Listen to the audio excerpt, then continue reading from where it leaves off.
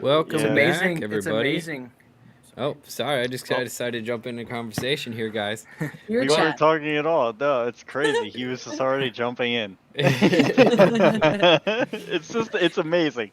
But we are live now, and obviously, thank you guys for coming out already. We already got Chuck in the chat talking shit. Classic. As usual. Jason, what's up, man? So, Chuck, check the hair. Yeah, there you go. Still got it. Looking good. Beating him to it. Yeah, well, today we did have another guest, but he was a little sick. So you know what? I was like, you know what? We already had one washed up FD driver that was going to come on. So why don't we bring on another one? So welcome in, Dirk Stratton. Yeah, here we are. No, damn, man. Well, you know, we can have some fun. I am happy to have you here, Mr. Washed Up FD Driver, because he drives in the Gambler all the time, so I get to announce you. So, well, glad to have you here, and congratulations on your new edition for next year. I appreciate that. Thank you. Yeah. So we, I want to talk about that though, because it brings up a whole different conversation of like, okay, is FD worth it? And in some cases, it's not worth it for some people, so it is for others. But it's a fun conversation we'll have later on. But again, I'd like to also welcome in the wonderful Sara and Herbie. I missed you, Herbie, up here. I did see Sara. She was, how do I describe this? Working and behaving herself. Jot that down. I think that's what we call that. She just ratted herself out today on her social media. She posted what actually marketing is on or at PRI looks like, and it's her in a race car. Just I was not talking to as many people as I should have been. I was sitting in the GT3 Mustang being like, oh my god, it's so cool. Rubbing on some felt and stuff. Like, wow, this is nice. Hell yeah, rubbing on paddles. Whew, it's getting hot in here, guys. Yeah. But again, today, I'd like to welcome in Dirk Stratton, and I've known you probably 2015, 2016 era, back when you were wee boy. I don't know, wee boy, but you know. A much younger guy. Yeah. And so you've seen a thing or two in your drifting days, and I thought it would be a great time to have you on. And again, thank you for coming on. I just want to know, your car is probably my favorite FD car of all time, and it is not even because it's like a Corvette. It's the inside and the aesthetic that the car still had. Like your car still had full dash, a working radio, when you were driving Pro 1 and FD. Yep. Like, yeah, and it still does. Power windows, radio, stock dash, door panels, center console. Yeah, it's I like that street style and keeping it clean, and it still has it today. We've stuck with it. You get down to it, I mean, that stuff doesn't really weigh that much. Right. So, you kind of got to look at the pros and cons of it, but definitely keeps the car clean. Yeah. So obviously you are a big C6 guy, you're a big Corvette guy, but a lot of people think, well, Matt Field was like the big name that used the Corvette, but you actually used it way before he did. So kind of tell me through the process of, like, you were kind of the first guy that made a Corvette competitive in drifting. So how did you even go about that? And just kind of take me through the journey of just building your first C6. Yeah, so I mean, I had an S13 that was already LS swapped and had a cage and an angle kit, and I had started competing with it and did relatively well for what the car was. But I was looking at spending a bunch of money and completely rebuilding that car, or starting over with something fresh that was more of a performance car from the factory. Yeah. So I landed on the C6. At the time, the car was 5 years old. When I got it, it was salvage car, but still relatively fresh. It had low mileage. Yep. Same chassis now. Same chassis today, and that was back in 2014 when I got the car. So when did you first? Sorry, the sidetrack. When did you first start drifting? 2012. Okay. Yep. Damn. 100 Drifters of December at Summit Point was my first drift event ever. Wow. So it was wild just to jump on a huge road course to learn to drift. But that probably helped shape my driving into what it has become today. Right. Hell yeah. Nice. But the C6, I mean, honestly, from the beginning, I knew what we needed to do, and we kept it simple. But we just tore down the car and did a lot of, it's a lot, but minor things like solid bushings, solid drive shaft couplers. We rebuilt the differential with different gear ratio, changed the clutch. We put a cam in it. But those are all parts that were easily sourceable at the time for a C6. Correct. Very simple. The rest of it, to make it work as a drift car, did not exist. Yeah. So my good friend Justin Robertson of JR Fab, we got together. He built the roll cage for the car, and he's like, "Hey, we're gonna build an angle kit and a dual caliper, brake setup for this thing right off the rip." And I'm like, "That's great," but I don't have at the time really any skills or knowledge to make that happen. Right. So we worked together and just did what research we could, and he actually came up with all the parts and fabricated everything. So our first time at the track was actually at pit race with the car. Okay. And it worked flawlessly, and it was honestly easy to drive, and it was faster than my S13 from the first time we took it off the trailer. That's cool. From there we really were like, okay, this thing is legit. And we went through the Midwest Drift Union Pro-Am series back then. That would have been 2015, 16. Yeah, something like that. Yep. Yep. So the car was super competitive, and everybody there thought I was completely insane. I showed up to my first competition with that car was the streets of Detroit. Literally competition on the streets by the old train station. I show up with this Corvette, and people are just think I'm out of my mind and just gonna put the thing, in the grass. That's a nice car to be bringing to those streets. Yeah. So, for sure. But it actually worked really well, and we just progressed the car from there, and somehow that chassis is still holding up. I mean, all the way through, winning the championship and MDU in the car, and then moving on to Pro 2 and Pro. I mean, it did 4 years of FD. Wow. Right. Yeah, that's insane. What kind of upgrades did you have to make between like the MDU days and then the Pro Spec Pro days? So when we went from MDU to Pro 2, I just had the cammed LS3 in the car, which was the factory engine that came with it. It made like 490 wheel. Wow. And then that's when I got on board with Lingenfelder Performance Engineering, and they built me a 427 LS7 that made about 100 more horsepower. So yeah, we were at like 590 wheel coming into Pro 2. Okay.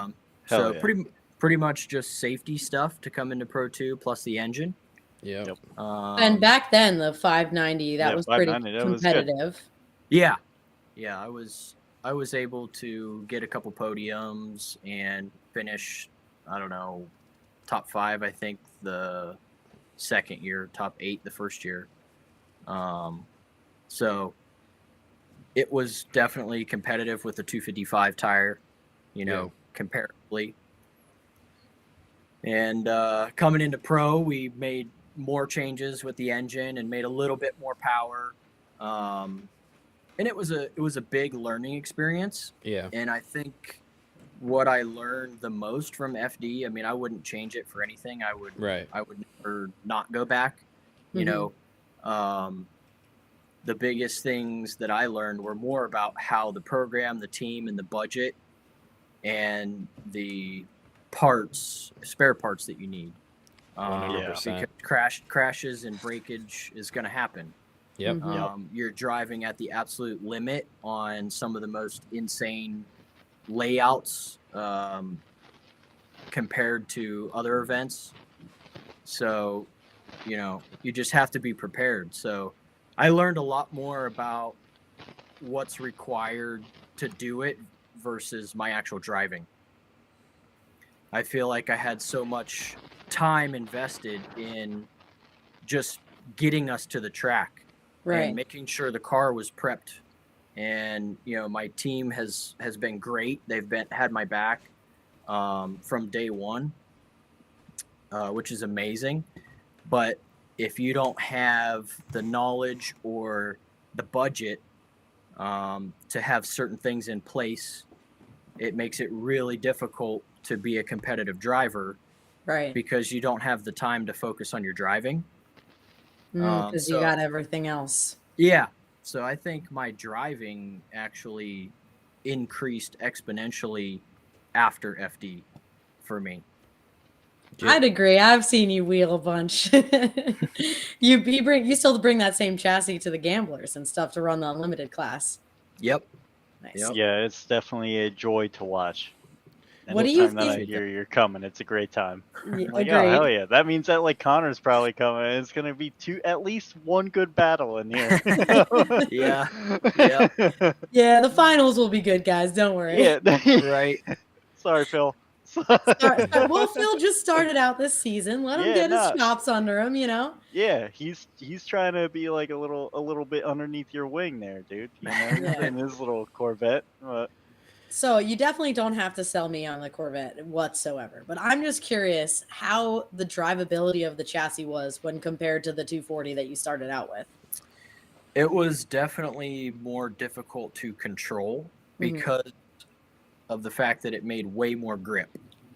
So the 240, you could kind of just chill. And my car wasn't set up, super crazy back then. I mean, I had drop knuckles and ran decent tires and had nice, coilovers, but it still didn't make a ton of grip on throttle. Whereas the Corvette was just insane, even on a 300 tread wear tire. So they're a lot snappier as well with the weight balance of having the transmission in the back.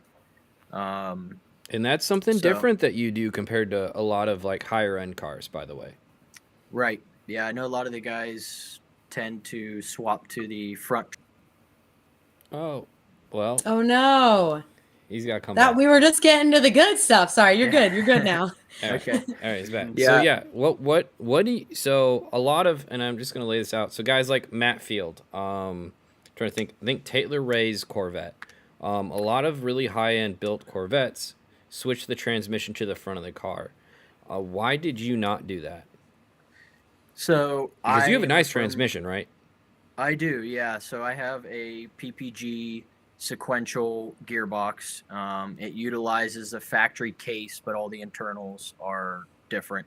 Straight cut gears. It's a 6-speed sequential. Yep. But to your point, Matt's car still is rear trans. It is? Okay. Yes. Okay, I thought. Yes. I just know a lot of people. Okay, I think it's because who's the Canadian guy? he understands the Josiah? advantages as well. Yeah. Tommy, Josiah. No, yeah. Yeah. Josiah's is so front. Taylor Hall, Taylor Ray, That's right. Josiah, Tom, they're all doing the front trans thing.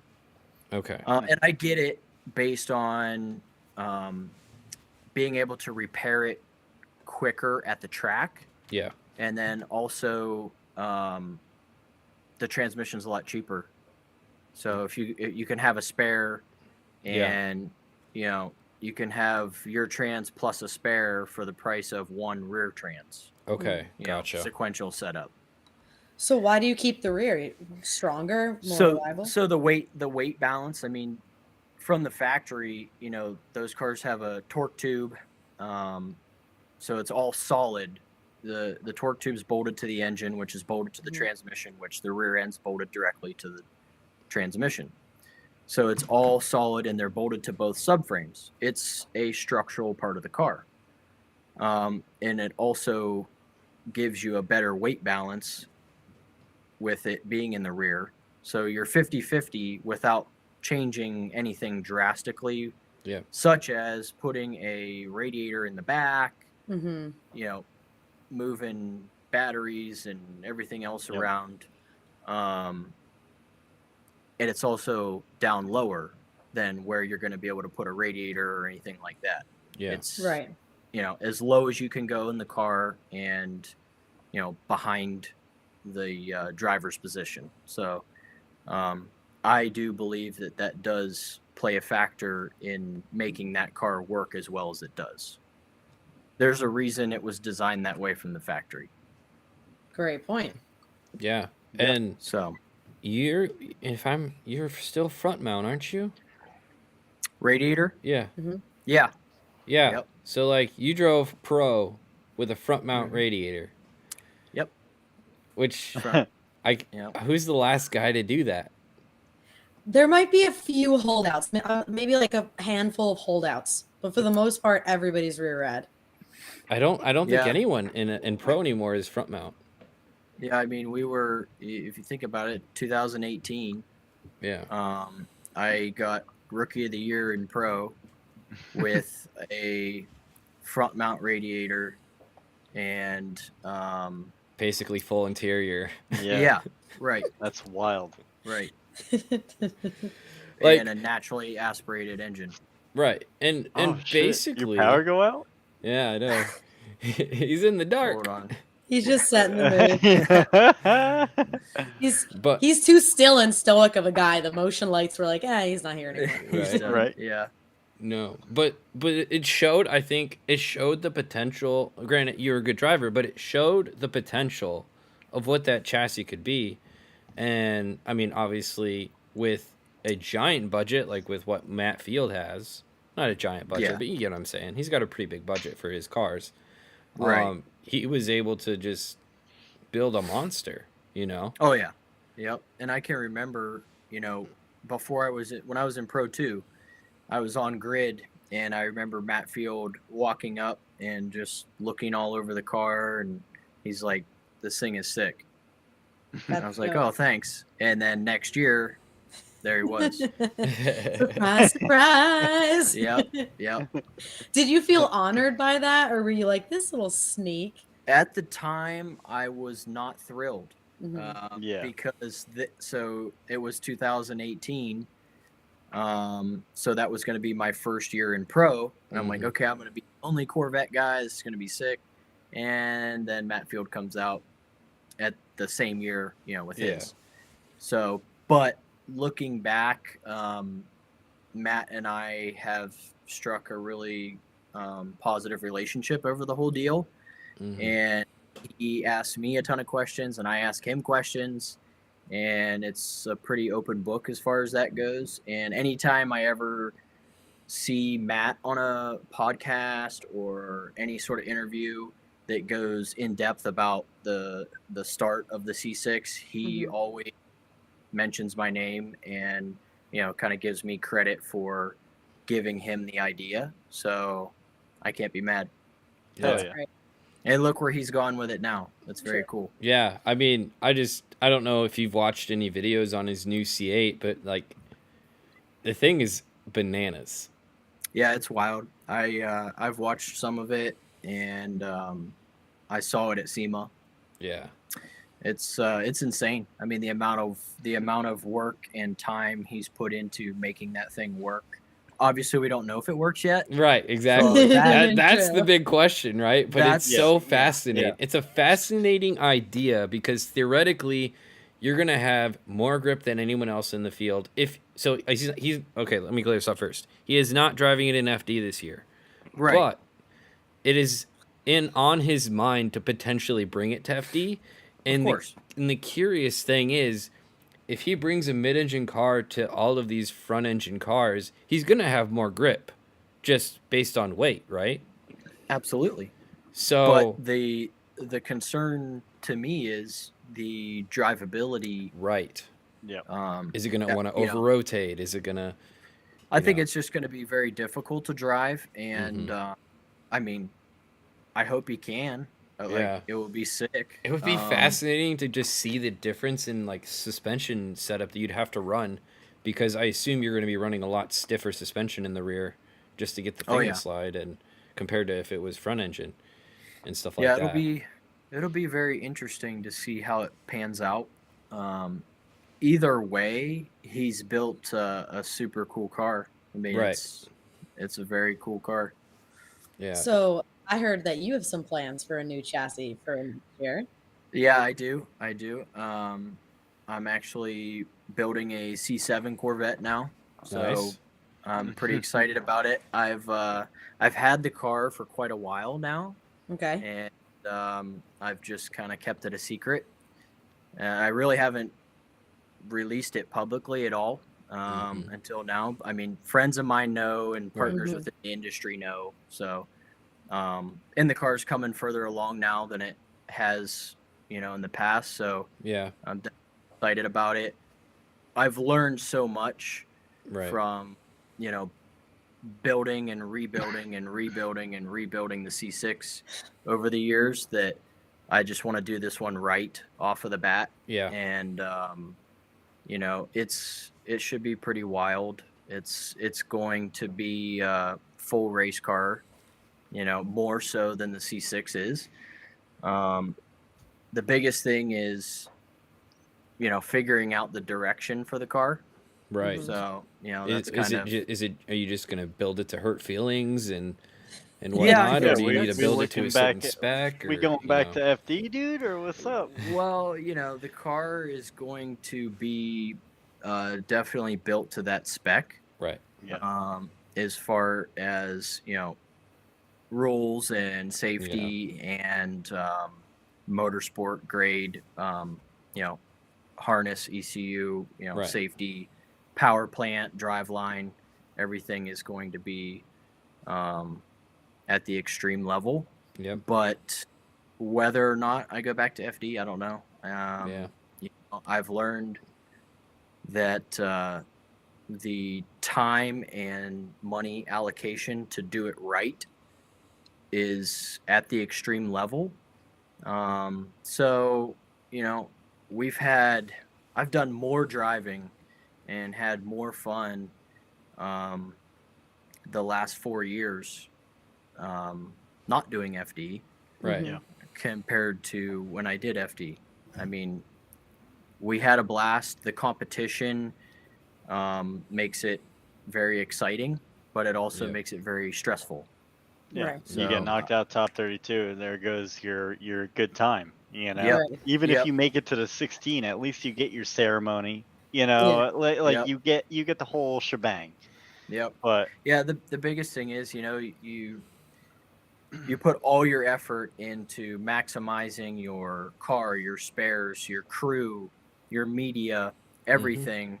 And then you have to travel so far away that you're spending, 10 to 20 grand per event. Yep. And you might get 8 laps, and you hardly really got any content, even though you were set up for it, paying for it, but you didn't have the track time to, even get the content. Right. So, my partners have been actually really excited and happy with the last 4 years of what I've done, doing the Grid Life events, LS Fest, Hyperfest, and then, you know, we did Clutch Kickers as a competition series, which was amazing. We did the Gambler, which was also great. So, you know, all those events have a live stream too. And, you know, the partners seem to really like those events, and so do I. I get more track time, and we have more fun. Well, would you say, it's just as lucrative as FD as far as keeping your sponsors happy and getting the media and whatnot? Yeah. I will say that FD has a bigger outreach. Let's just face it. I mean, it's the truth. It's the truth. So, for me, though, in my experience, personally, I actually had stronger support after FD. But I think part of that is because I had proven myself already. So, you know, all I can say is now that when I present the option to my partners and new partners, you know, here's what we can do here, or we can do FD and maybe 1 or 2, you know, extra events like Grid Life or something like that. Or we do, you know, 9 events that are more Grid Life, grassroots, that type of stuff. For X amount, and you know, they seem to think that they get more out of that. Yeah, well, the biggest part about the Grid Life and Hyperfest events is the fact that a lot of these people, like especially like Midwest Fest, like they see these brochures for like say Zed's Dead or Suicide Boys or whoever's performing, and they may not be the biggest fan of motorsports, but they're gonna go because it's 60 to I don't know what the ticket cost is, but it's an affordable ticket to go and see someone that they might like, and then on top of it, there's nonstop chaos on the track all day long, and then like once you see it firsthand, every time drifting comes on, the entire spectator group comes to the fence. It's insane, time and time again. And that's why I think that Grid Life and Hyperfest, those types of events are so strong, is because it is bringing in not a fan. Those are not fans of drifting. And then all of a sudden they're seeing that stuff live in action. They're like, holy shit, this is dope. And you have a lot of new eyes on it.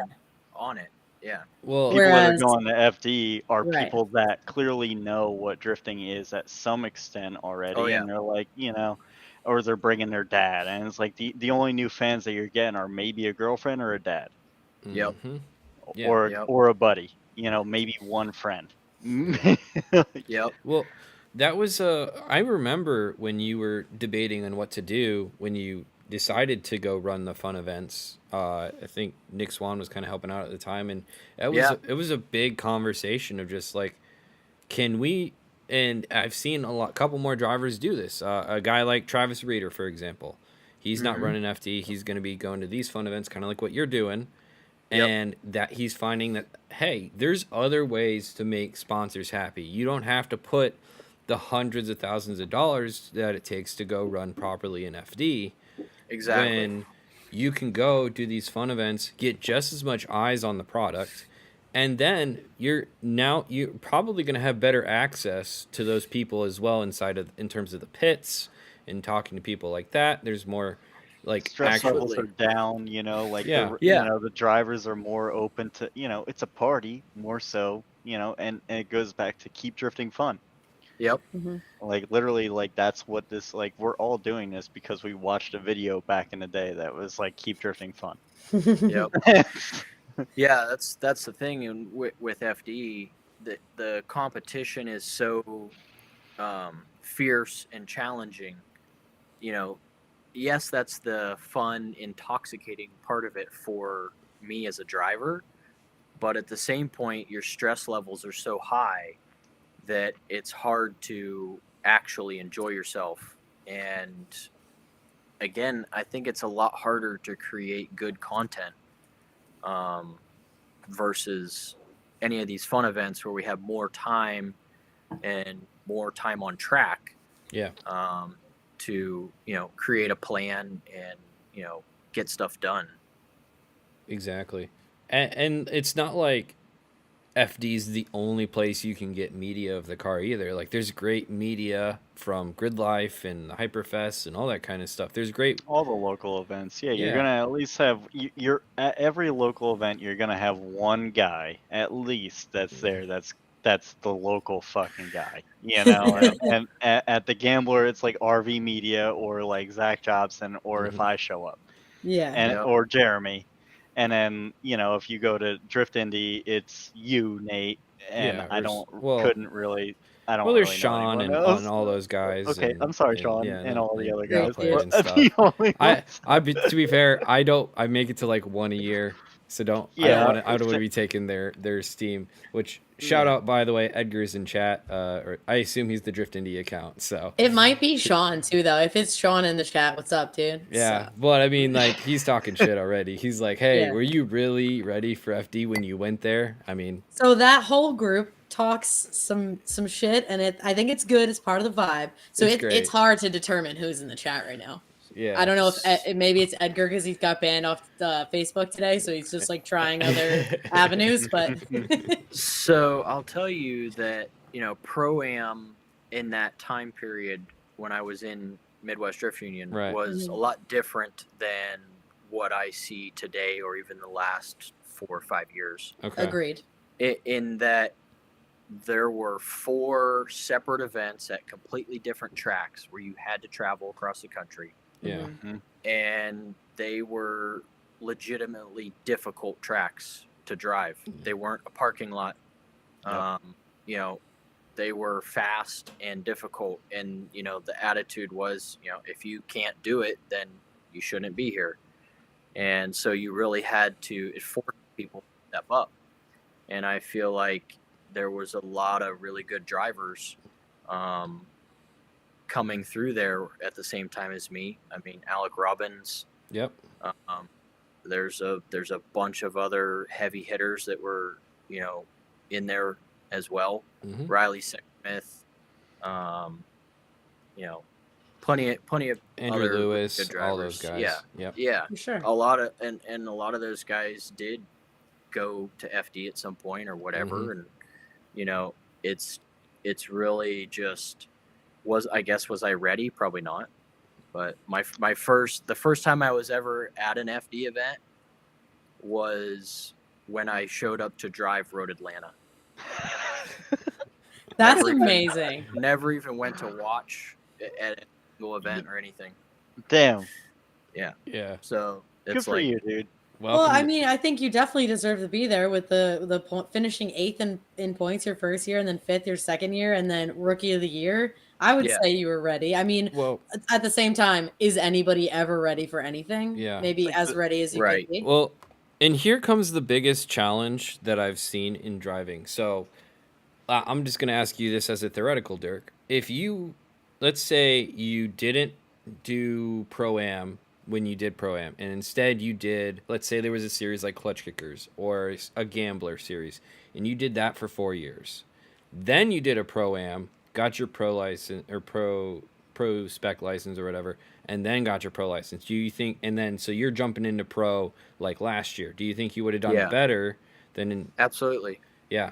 And so this is the big challenge is how do you tell people, hey, you should probably just do like 5 years of grassroots competitions. Oh, I 100% agree. The problem is it didn't exist back then. Exactly. Right.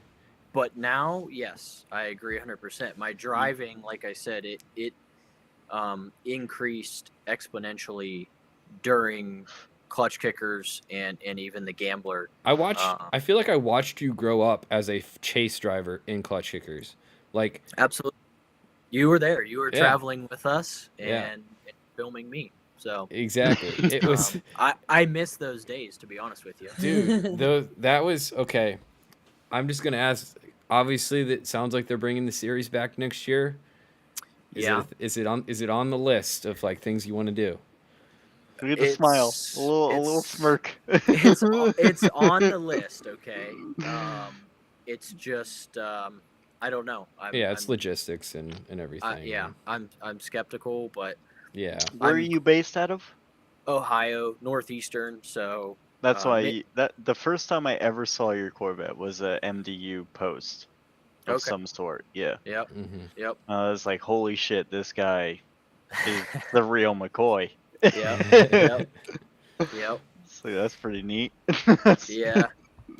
Yeah, I mean, I get what you're saying though about you're skeptical because like I haven't seen a whole lot on it. Right. So it's just one post recently. Yeah. I've heard really good things about the new owner. Mm-hmm. He's a really good guy. Which is honestly half the reason of going somewhere, because I've been places where that's not the case and you just I don't want to go back. Right. But if I go somewhere like when you go to the Gambler and it's the Naps, like they're just super great people, and that made me want to keep going back. Right. So, you know, that could make a huge difference, but I've also heard that track is extremely narrow and not good for tandem. So, you know, not that I'm worried about driving it. It's just, you know, how's that going to go when you have a big mix of cars? Yep. And how well is it going to be judged? Yep. Yeah. To be fair, I have heard anybody gonna bitch. Yeah. Right. Yeah. So it's up in the air for me because it's like 16 hours one way for me. I mean, the reality is the first clutch kickers was such a lightning in the barrel scenario, like and it just worked. It did. It's still one of the most popular maps or tracks on Assetto.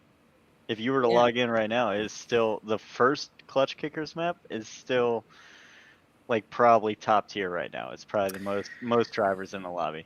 People love it. I'll say I was not excited about going to drive there because the track, to be honest, was just a pile of crap. Just podged together.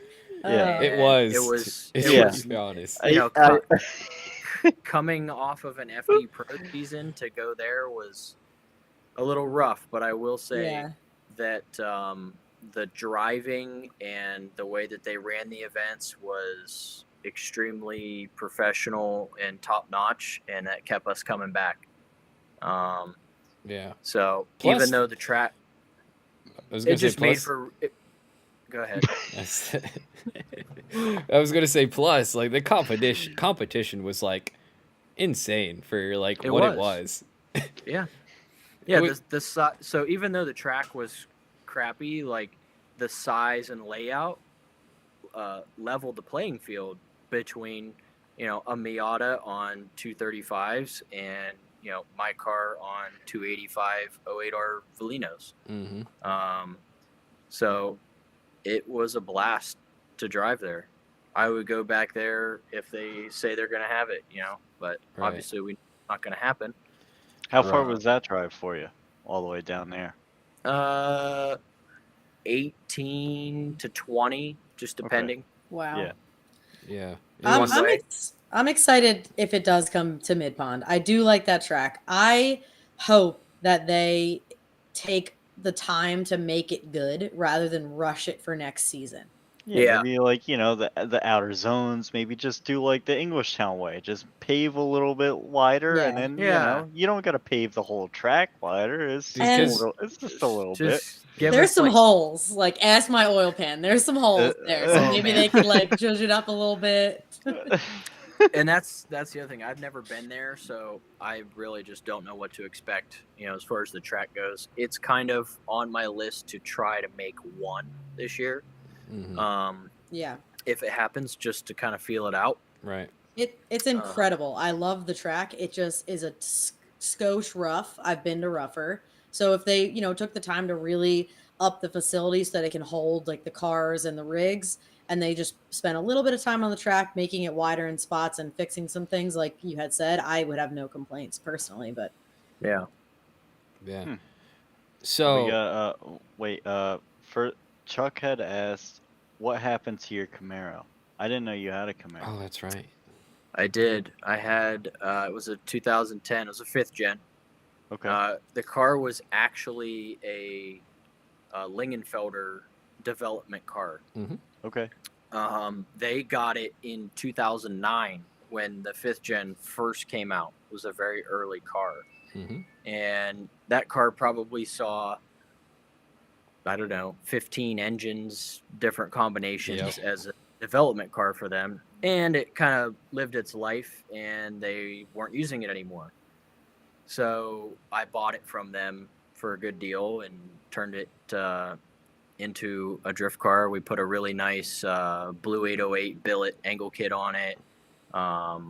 Did a handbrake setup, modified a bunch of stuff to make it work properly. But I used that car. I never competed with it. The car was too nice. I mean, it was like super, super nice. It looked like a show car. Yep.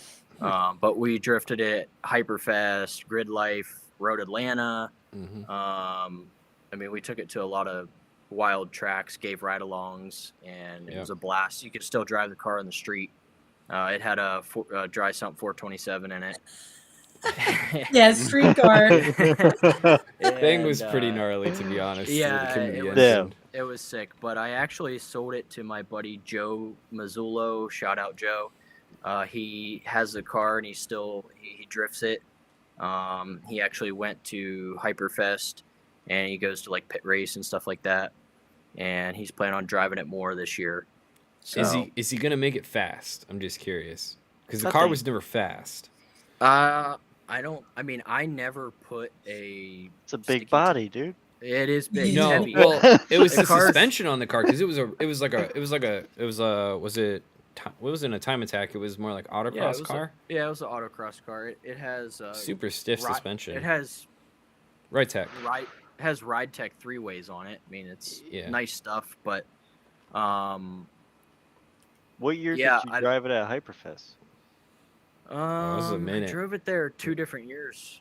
Once in the dry and once in the wet. I want to say 2015 wet.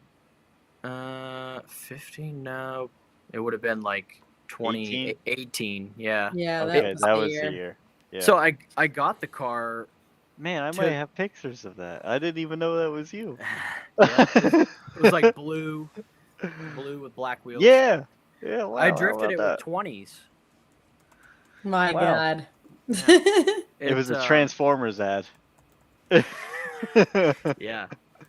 I bought the car to do events like Hyperfest, Grid Life, and LS Fest when I was doing FD with the C6, so I didn't have to risk the C6, and we could also have the cars at different locations at the same time. Yeah. Phil asks, why do you think that the Camaros aren't more common? And I think I know. I mean, they're heavy. They are heavy. They're stocky. But I'm gonna say I'm a big fan of them. That used to be my favorite Forza car. That and a Challenger because of the big body. Dude, they're big. They're big and heavy, but the car is like super smooth and really easy to drive. Like it's actually like no, it's not fast, but I never put a sticky tire on it. I always had like a 340, just a regular summer tire treadwear. And it wasn't bad. It was just that I think if you could cut some weight out of it, you would be in good shape.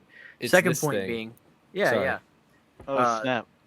I think competition wise, the 6th gen chassis would be way better. Really? Yeah, it's physically smaller, and the suspension is designed a little bit more like a BMW. On the 6th gen. Do you think it takes less to turn like a Corvette, like a C6, into a drift car than it would to turn the Camaro into a drift car? No, absolutely not. It's more so how far you're trying to go with it. So, if you're trying to make it like really legit competition level, I think you're better off with the Corvette. But if that's not your intention, I don't see any issue with the Camaro. I just think that at this point in time, I would start with a 6th gen just because the car is physically smaller, lighter, and has some better suspension geometry. Yeah, I mean, FD's only seen 2 or 3. It was, I mean, the one that I'm thinking of was electric, and then the first one was Tyler McQuarrie, right? Yeah. So Tyler McQuarrie's car, I mean, I feel like they actually made that car work pretty well. That thing was sick. The Mobile One one. Yeah, it was super cool. But that was a 5th gen. Yeah. But and Conrad Grunwald had a 5th gen as well. That one never really seemed to do well, but the electric one is a 6th gen. So I think that probably is a great chassis to take all of that crap out of, and put a nice Lingenfelder, there you go, 454 in it. Yeah, a real motor. Yeah. Right. Yeah. I knew I liked you. Yeah. I was gonna compare it, and tell me if I'm wrong here, to the Mustang, where it's like it's a little bit too big. It's probably a little bit hard to drift, like harder than another chassis would, and without like a team similar to RTR and like the factory support that Ford has, like Chevy's not really exactly. Chevy. It might just not be the best idea. Right. Yeah, and the thing is that I feel like Vaughn has done such a good job at promoting that car as a viable option for drifting. He's helped create the aftermarket for it. I'm sure Ford had some say in that, though. They were like, use the new one, dog. It's super cool that Ford has gotten so on board with that in general. Chevrolet could really give 2 shits less about drifting. So that's a bummer. They're for breaking me, my heart. But yeah, me too. I mean, my family's business is Chevrolet dealership since 1928. Holy smokes, dude! Yeah, I'm the fourth generation, and that's my day-to-day, job. Basically sales, parts service, running the dealership. So yeah, of course I would love Chevrolet to be involved, but hasn't gone that way so far. Yeah. Hopefully someday we'll put it out in the universe. Hopefully, They told me at one point, well, unless you build an electric Camaro, then we're probably not going to be interested. Well, I'm like, here, it already exists, and you guys still don't care. So right. That's Here's crazy. The proof in the pudding that it hardly worked. Yeah. And that poor guy felt demoralized that season. Yeah, I felt so bad for him. Yeah. I wish we could just be like, look what Ford is doing. They're kicking your ass. Like, come back. How about that? A little bit American Eagles there. I know, right? I do want to hit a couple of these chat questions, but then I want to also get to the dealership side of it. Celine Drifts love the full interior style. I feel that it elevates the sport. Watching drifting where the car retains their originality is where it's at. I agree there, bud. It like I said, it's one of my favorite things, or one of my favorite pro cars to ever drift was yours, because not even because it was necessarily a Corvette, even though it looked fantastic. It was just the fact that it was still a car, Yep. I truly had no idea, dude. Yeah. If you ever get a chance to get in his car, dude, and plus the way he drives is so smooth. So I went on a ride along with this guy, bro. I thought we were on like a Sunday drive. It was great. Yeah, just cruising, baby. You know how to build the fireballs up though in the rain. Oh, yeah. You knew exactly what you were doing, dude. Yeah, I was yeah. And let me tell you, the people, they love it. You make my job announcing really easy. Like, they go ham for that. All the media, they're like, you think he's going to shoot a fireball this time? I'm like, well, I mean, not as much in the chase, but I was like, wait till he leads. He's got all the time in the world. He can do whatever he wants. So I was like, get that. Yep. Oh man, that's awesome. What fuel do you run? Ignite, red, 114, ethanol. Yeah. Spicy stuff. Oh yeah. Malik asks, what's the biggest hardship whilst developing the Corvette chassis? What made you choose it over a C7 or a C5? And I was going to ask, why didn't you get a C5? Because that would have made, in my opinion, more sense when you got the C7 C6. didn't exist Yeah. then, right? Yeah. Well, C7, when I got this car, C7 just came out. Okay. Yeah. So like, if I could have had a C7, yeah, I would have. But looking back, had I done that, it would have been way more difficult. Right. Well, that's why I was asking about the C5. It's like C5. Okay, here's the thing with the C5. I did a lot of research on what the car was from the factory versus what I was going to have to do to it. Mm-hmm. So, I knew I wanted around 500 wheel horsepower and a driveline that could hold up to it for at least a year or so. Mm-hmm. So if I'm looking at a C5, the only way to do that would be to get a Z06 with the LS6 engine and a better transmission and rear end. Mm-hmm. At the time, totaled C5 Z06 would have cost probably $10,000 more than the C6 that I bought. And the C6 had the larger displacement 6.2 liter LS3, an even better transmission, and an even better rear end because my car's an 09. And the interior is newer. Yeah, and it just looks way better. It's way better looking. It's just way better. Yeah. Yeah, I was definitely looking at C5s, and a friend of mine who I've known forever, he's like, oh, you should get a C6. I'm like, nah, it's just going to be too much. I was like, you find me a C6 for whatever this price, I'll buy it. So he sends me this one on eBay. And I'm like, you got to be kidding me. Wait, so... He said, "Put up or shut up." Yeah. Yeah, I was like, all right. So I ain't no bitch. Yeah. So that's how that happened. But it was, 26,000 miles, and it ran and drove. It just had front and rear damage. So it was. It's been a super solid car. I still have the original subframes in the car. Never changed the subframes. Can you imagine? Do you know what that's like, Sarah? No, dude. I'm on, I don't even drift competitively. I'm on my third front subframe. I see people in these, BMWs and S chassis just swapping out subframes. Yeah. Like I change my oil. They're like, it's because it's that thin Japanese metal that I dip one tire. Like I got that thick old American aluminum under there. Yeah, maybe let's go. Yep.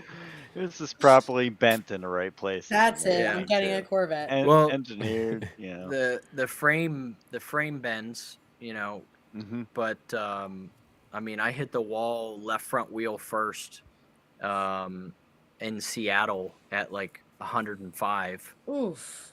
And I never put it on a frame machine or anything. Just gotta put a couple extra shims in the upper control arm. Good. Yo, that's why we love you, dude. So wait, is that the hardest crash you've ever been in with that car? Yeah. That was because I was gonna say you're was it Long Beach? You had a Long Beach, a good one. Long Beach was pretty bad too. Yeah. Damn, dude, you had a rough. I didn't know. Long Beach was like half the speed though. Yeah, that was my supercharged motor year because the belt came off, every other run, and I lost power steering, so it was a crapshoot. Yeah, if it makes you feel any better, they're still losing belts left, right, and center in 2024. So I don't know what's up. I see these dudes with Corvettes and blowers on top, and I'm like, good luck, bro. He's like, I wouldn't. There's just no, on the Corvette, there's no room for a proper separate belt drive. Yeah. For the superchargers, so that's where the problem lies. Gotcha. Yeah, Matt runs in centrifugal, so it seems to hold up a lot better than, like I say, a root style. But it does, yeah. It's less rotating mass, and so I think it's a little bit less load on the belt drive. Second point being, he still uses like a internal dry sump instead of an external belt driven, so he gets the extra space on his balancer for that separate belt drive. Gotcha. I just think it's so cool that even though obviously you guys were, competitors at one point, in the spirit of drifting, we can all like learn and grow, and you can know what's different on his setup so that like we can grow the sport in general. That just warms my little heart.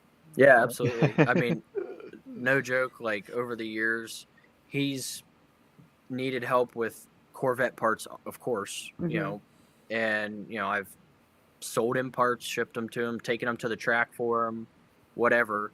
And he's helped me out a lot with a lot of knowledge that he has that I don't with setup, and, what to change on the car to make it do different things. Yep. He's helped me out a ton there. I mean, I can remember in clutch kickers, I was struggling with a very piss poor tire, and he was watching the live stream. He could see it, and he just texts me, and he's like, "Dude, what is going on?"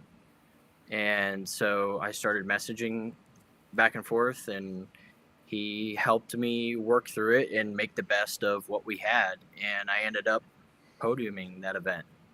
That's amazing. It's just it's very cool. Like the connections and the friends that I've made from drifting is the biggest takeaway. It's the best. It's the best part of it. I mean, you can't replace that.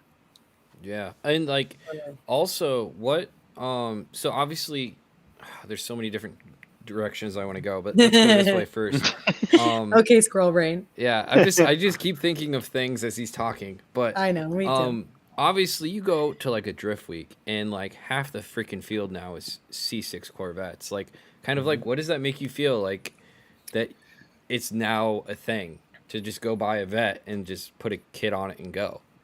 Well, I mean, you got to think how many years now that, from me to Matt Field and, maybe a few selective others, getting companies to make parts for them. Right. Yep. And then other companies make parts to compete with those companies. Now we've got, 4 or 5 different choices for an angle kit. Yep. And et cetera for tons of parts on the car. Yep. Second point, not that I see them dropping more now, but the chassis in general are relatively affordable compared to, some of the other options. Well, I mean, it's like why buy an S chassis at this point when you can actually if you're not going to actually go to the track that weekend, you have something comfortable to sit in. Right. It's not a tin can. Yep. Yeah, I just bought a tin can, and it's it sounds like the world's gonna fall apart every time I drive it on the street. But I mean, it is still cool. Don't get me wrong, obviously. But like when you're looking at that as like an entry level person, and you're like, wow, I could buy a Corvette. It's like, isn't that like the midlife crisis car? Yep. It's like I could have that like whatever age, And especially if you're going to keep it as a car like that, you're going to drive on the street and still drift. You can keep it so simple and it works so well. Yeah. Whereas you're looking at changing the entire drive line on something else and, a lot more to make it do the same thing. Right. Yep. It's going to make all these bangs and clacks and noises if you plan to do the same exact or just vibrate out the freaking axle bolts so they break. You guys got to get down with the cause. I daily drove 240s till 2018. My first car was an S14, and I welded the diff, I lowered it, and I drove that bitch every day to work, an hour and a half every day. One way there. Sean's in the chat calling me out. Yeah. I finally got a truck payment in 2018. Like I actually bought a used truck, and I'm like, I daily that now because I'm like heated seats, Apple CarPlay. Nope. I put the little head unit in, and I had straight pipe, stupid KA, welded diff, just clacking and banging all over the place. Yeah. That's great. I loved it. I embraced it. Yeah. So, go if ahead, I Nate. could, I would definitely have a Corvette. Malik has an interesting question, and I kind of want to go off of it too, but he says, "Wonder if Chevy will ever bring back the Camaro into production with the success of the Mustang, Charger / Challenger. Where did Chevy mess up?" And I'm curious. Obviously, you work at a Chevy dealership. What is your opinion on just the Camaro itself and like what happened to it? Marketing, updating it. They wanted to throw it away. Okay. They didn't the last few years, and even the whole 6th gen. Really, they didn't do anything to push it, to actually market it, and they didn't do much at all to update it over the course of its life.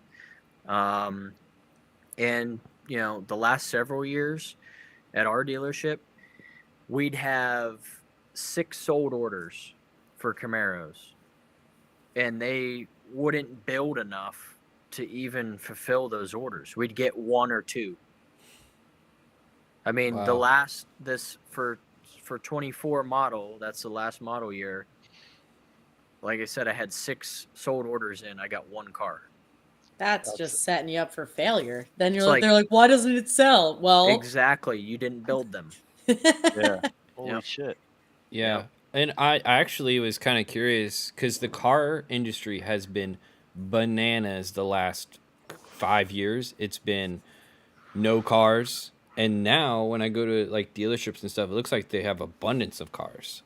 That's because my interest rates are terrible. Yeah, and so I was just kind of curious on what your thoughts have been the last couple of years with the car industry, because it's been all over the place. They put me in the same piece of shit Jeep that I was stuck in my lease, and they stuck me in it again for the next 6 years of my shitty life. We gotta help you out, Herbie. I mean, it's a roller coaster, man. Right. So it's up and down with really the economy and the interest rates. Yeah. So, we have a bunch of cars, COVID happens, so you got a bunch of cars sitting. Okay, well then people start realizing they're going to buy stuff because they have extra money and they got nothing else to do. So we sell out of everything and they can't build them fast enough. So then we have no cars and a high demand. So everything's selling. But yeah, and so now we have interest rates back up, and we have a bunch of cars on the lot, and people just aren't buying them because, I mean, it's picked up recently, I will say. Yeah. I think the whole, an election year thing, people get really crazy leading up to the election. Everybody's hoarding money. Yeah. But I will say the last month has picked up. That's so good. I hope that's a sign for what's to come, in the next few years. Yeah, I just hope it like evens out, because it was crazy to see the lack of availability, and then you saw the interest rates go to the moon. And so hopefully it starts, like you say, to level out to where it makes more sense for everyone. Yeah. I think the inventory is at a nice level now to where the prices of used cars are coming down. Okay. And they're starting to put a little bit more rebates on new cars as well. Okay. So, the interest rates are not horrible. Compared to what people have seen in the past. Yeah. I think they're just a little higher than what our generation is used to. I remember 0% APR, baby. Right. Yeah, that's what we're used to. But but before that there were, extremely high interest rates. 15-20% was like normal. Wow. So,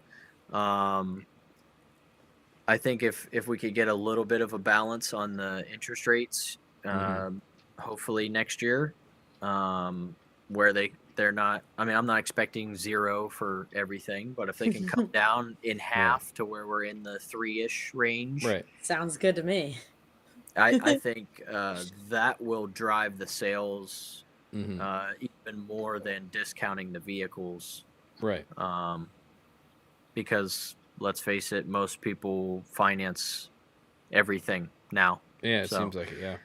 And a lot of the buyers we have are just kind of coming out of the woodwork in just paying cash for stuff or putting large amounts of money down so that they don't have to finance. But those customers are, few and far between. Exactly.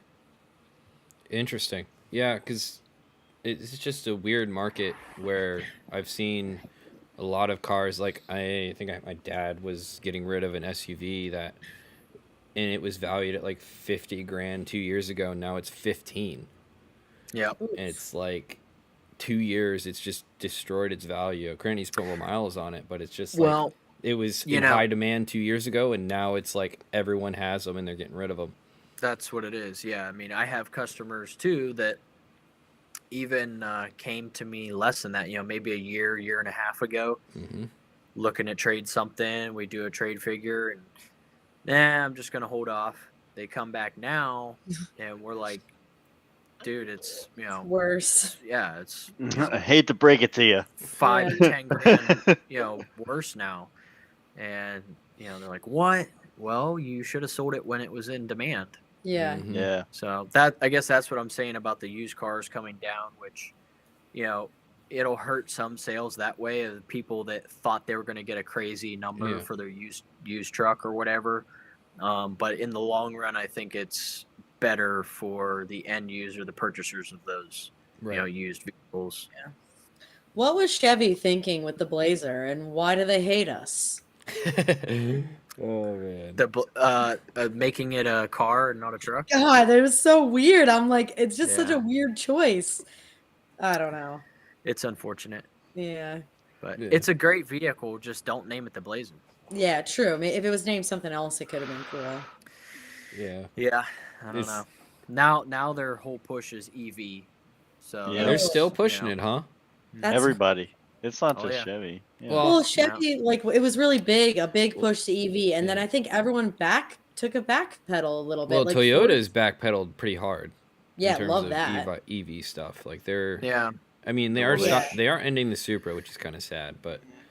They figured out. Well, they make the people beg a little bit. This is good. This is a good thing that they're Absence doing. makes the heart grow fonder. Exactly. A lot of people were like, at first, they're like, "Oh, it's just a BMW," and then at the end, they're like, "Wow, this is actually pretty cool." They start to make a manual gear shifter, and they're like, "Oh, actually, sucker." Right. So, but I'm curious to see where it goes because I just don't see the sales for for Chevy in general if they're going to keep pushing it. But yeah, I mean, I'll be honest. We were very hesitant to even because to sign on with the EV program. There's a lot involved with that. We have to buy fast chargers, level 2 chargers, have them installed, train technicians, buy a bunch of tooling. They need special certification, right, to deal with battery powered stuff. Yeah. Do you need special fire suppression in your shops and stuff?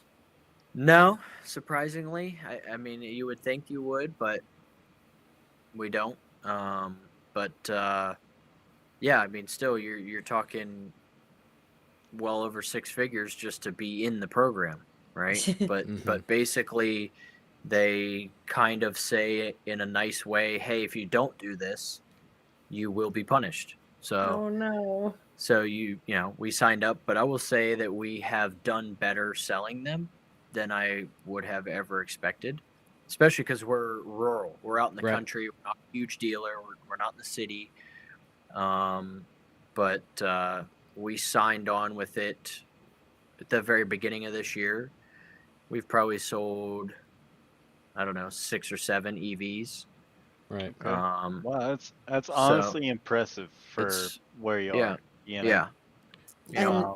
You're talking full EV, not a hybrid. Correct.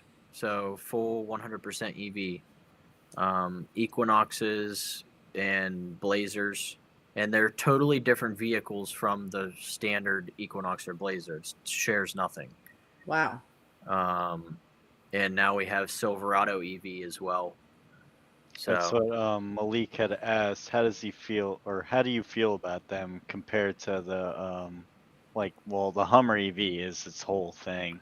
Yeah. But then he cool. also had said right before Chevy needs to build a Raptor and TRX competitor, which would be, I mean, they have what's Chevy that company? has the ZR2. Yeah, they have the ZR2, Yeah. which is definitely a competitor. They just have the NA62 in it, so it's less power, but I think it's supposed to be a just as capable trail vehicle on a more practical standpoint, and that they are 75 to 85 grand and not 100 to 130. Yeah. So yeah, I have a 2025 Trail Boss on my lot that's a 6.2 with a Lingenfelder supercharger. Oh shit! I have it available for sale.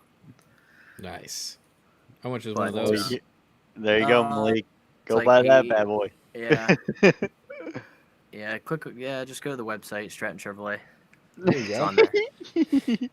Okay, shout it out. I do have some actual questions pertaining to some of the Chevy stuff, but like, so Phil's got a bunch of questions here, so I'm gonna try and get to some of Phil's questions because he has a Corvette, if I'm not mistaken, right? Or yes, the blue one. Yeah, he's asking a bunch of Corvette questions, so I wanted to get to these. So the first thing he asks is, so does Dirk have the hookup for overnight parts from Chevy?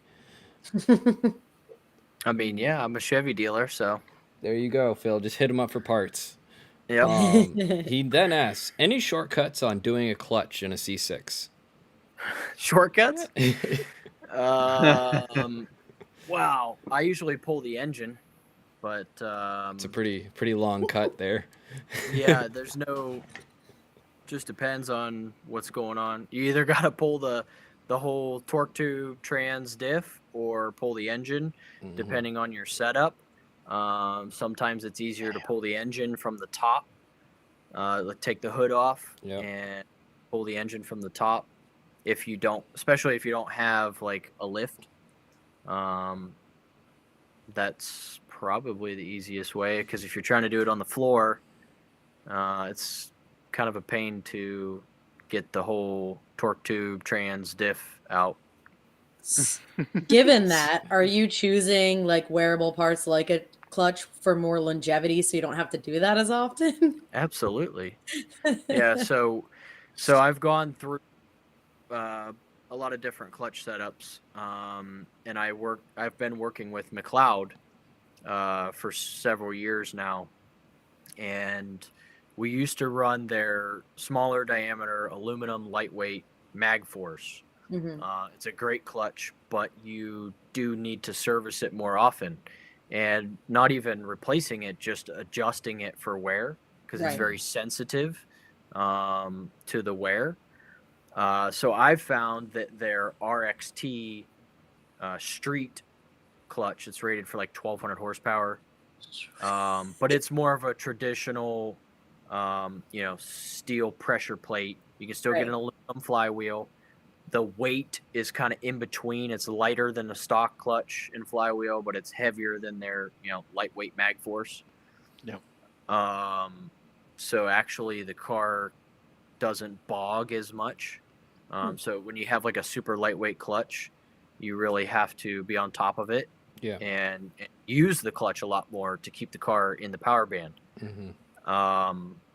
With a slightly heavier, larger diameter, more street-oriented clutch, keeps the rotation going. It keeps the rotation going, and you don't have to use the clutch nearly as much. I can just drive it like a street car. Right. It's 14-to-1 compression with a giant camshaft, and you can let the clutch out without even giving it throttle. That's so cool. So it keeps the engine rolling a lot easier, and it also lasts. I've gotten 2 seasons out of them. Wow, that's awesome. So there's a solution. No repositioning or anything. There you go, Phil. That. Take notes. Go ahead. Is that one of your partners then, McLeod? Yes. Yep. Go hit up one of his partners. Tell him Dirk sent you. That's what you need to get. Yep, RXT 1200, set it and forget it. My car makes like 700 wheel, so. Cool. Yep. He definitely doesn't. He'll be good for a long time. Yeah. Hey, they said it was a street clutch, 1200 horsepower. It's fine. Hey, right? there's some healthy street cars out there these days. Agreed. There really are. Phil also asked, do you think the FDF angle kit opens up the door for more blower options, or would you stay away from a blower either way? He's talking about their new really sick pro kit with the BMW rack where the leaf spring used to be. Yeah, I don't run that kit because I'm not that cool. But just theoretically, like, what would you think? Yes. Just looking at it, yeah? I think yes, yeah. Okay. Yeah, if that, I would say that if that existed in 2019, I mean, I run FDF, so first off, I just use the Oh no! Butterballs. Two time. I know, it's not you, you're bud. Good now this time, bro. It's not I'm you. home, baby. I'm home. What are you drinking these days, Mr. Steal It Cozy? What? Quit drinking? Yeah, what are you drinking? I'm wondering what's in the cup. I wonder if the computer died on him. Maybe. Oh, yang langer. Man, we were doing some good work for Phil here. Not gonna lie. Started the day off. We were really getting the R&D for Phil. I'm gonna talk out my ass for a second because I would say if you don't have to get that super high tech kit, like if you don't have the budget for it, obviously Dirk makes it work with the other FDF kit. And for what it's worth, Josiah, also a Corvette guy, is super responsive and dope and very knowledgeable. So if you wanted to like pick Josiah's brain, the owner of FDF, I'm sure he would help you out. Like let him know what you got, what your plans are. You know, he's just one of us at the end of the day. I give him my biggest thing that I appreciate about him is the one post where he had the axle brakes. Yeah. Or the diff brakes or whatever the fuck whatever you would call them. Right. And super cool, but then someone asked, they're like, wouldn't this be like actually worse because such and such? And then like he responded and he was like, actually, yeah, you're right. Like and like gave a whole description why he was right. No, you're good. You're good. We're just discussing FDF in general. Yeah. Okay. Yeah. Well, holy, anyway. What the Sarah? Is it me? I don't know. It was loud, but you're good. I think so. What are you... I promise I'm not even moving. Am I good? I don't know. Someone's making a loud. It was a loud noise, but you're good, bud. All right. Yo, Felipe, thank you. I think you're good. We are rooting for Diego Higa next year. Okay. Okay, well, we love Higa. He's a cool dude. I don't know. Yeah. I'm so sorry. Airplane. So. All right, hold up. That's collab cam 2. Is that Who is it? It's Dirk. So. Oh no, Dirk Holland. All right, I'll be right back anyway. 1 sec. All right. But yeah, if you just start talking, Dirk, it might be okay. I don't know. It's not doing it again. Now it is. Is it me? Yeah. Can you hear it? Oh, he's gone now. I thought it was me because I was plugging in my laptop and I had like my thumb on the part that gives the juice. You can tell I'm not very technical, and I was like, "Oh, it's me." Yeah, well, I know. It's just something to do with the probably the way his headphones or something. I don't know. Maybe one of them is dying or something, and that's how it screams out the old for AirPods. death. You're good. Yeah. You sound good. So this happens almost every time. Usually it is Herbie. So usually Herbie's the one that gets kicked out. We always have a few kickouts. We get a good laugh about it. That's part of doing the live show, and I think the live show is just so much cooler than pre-recorded. So we'll take the kickouts. It adds to the character of the show. Exactly. There's the thing. There's no cuts, but I thought we were having a really good conversation about like the FDF and the solution that it's providing. Yeah. So I run the standard Mega Mantis kit. It works great. It's very durable and very simple, but Josiah came out with this new, pro kit that utilizes a billet knuckle and the rear steer, basically where the Steering rack is in a further back and low position, giving clearance for the balancer so that you could run a dual belt setup on your belt drive. So yeah, to answer his question, yeah, if I was doing it today with a supercharged setup, then I would. The only way I would do the supercharged setup is to run Josiah's kit to make clearance for that belt drive. Yeah, I think it's cool there's options. I think it's cool that there's different levels to get into angle kits now. So Yeah, props absolutely. to the companies. Yeah. Yeah, unfortunately, Phil asked, "Is that different?" I don't remember what this was referenced to, but he asked. This is way earlier in the pod. I'm way behind on questions. Like people have been. We had an active chat today. Oh, we still do. And he asked, "Is that any different than an S chassis or Z?" But I don't remember what that was in context to. So Phil, if you can remind me, that would be great. Celine Drift says, got a rental Camaro and felt solid, but the visibility sucked. That's true. I've driven them. You can't see anything. Well, so is a Z. They're both like driving a bucket. You just have to, hope for the best. Yeah, I drove the windows down above like 40 miles per hour, and it was buffeting from the airflow. Interesting. Making a helicopter noise. Right, yeah. Luckily, sideways usually solves that problem. This is true. It's true. Very true. Malik asks, have you adopted the sim driving for practice? Or have you done Good question. That is a great question. I have not. I do have a sim. And I feel like I drove it more way like a long time ago. Well, you drive in real life, so you're good. Yeah. I mean, honestly, and because you're not driving FD, you drive more. Exactly. Yeah.